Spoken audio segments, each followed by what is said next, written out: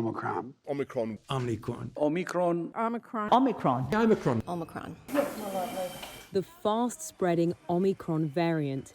It causes milder illness compared with previous versions of the coronavirus, and that has furthered the idea that COVID-19 poses less of a risk than in the past.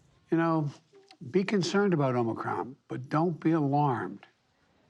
Some are asking, why bother avoiding the virus now if everybody will be exposed sooner or later? But here's why experts say you should still avoid catching Omicron. You could still become very ill. The extraordinary spread of Omicron in many countries means that in absolute numbers, more people will experience severe disease. Recent data from Italy and Germany show that people who are not vaccinated are far more vulnerable when it comes to hospitalization, intensive care, and even death. Virtually everybody is going to wind up getting exposed and likely get infected. But if you're vaccinated and if you're boosted, the chances of you getting sick are very, very low. And you could still infect others. While you might become only mildly ill, you could still pass the virus to someone else at risk of critical illness.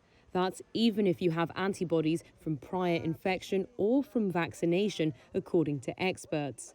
Let's be clear. While Omicron causes less severe disease than Delta, it remains a dangerous virus, particularly for those who are unvaccinated. Almost 50,000 deaths a week is 50,000 deaths too many. Omicron's long-term effects are also still unknown.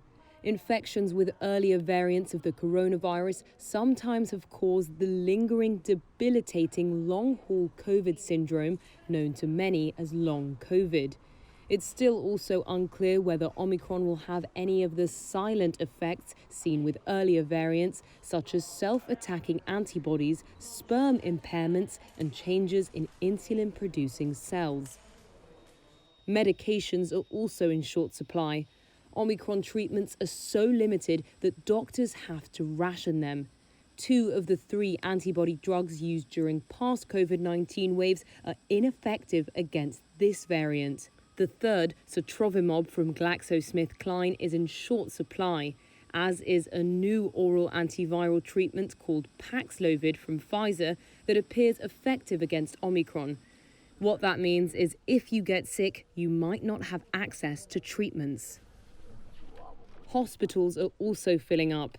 In the United States, for example, hospitals have been overwhelmed by the surge of COVID-19 cases driven by Omicron, and staff shortages have compounded the problem.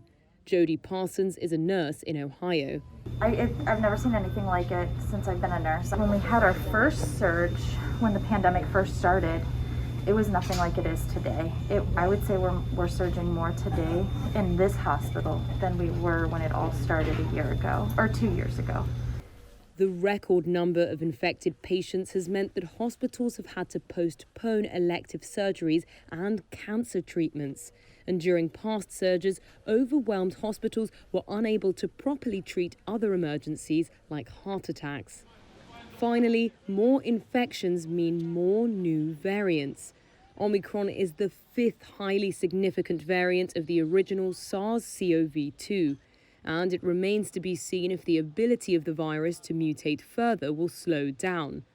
High infection rates also give the virus more opportunities to mutate, and there's no guarantee that a new version of coronavirus would be more benign than its predecessors.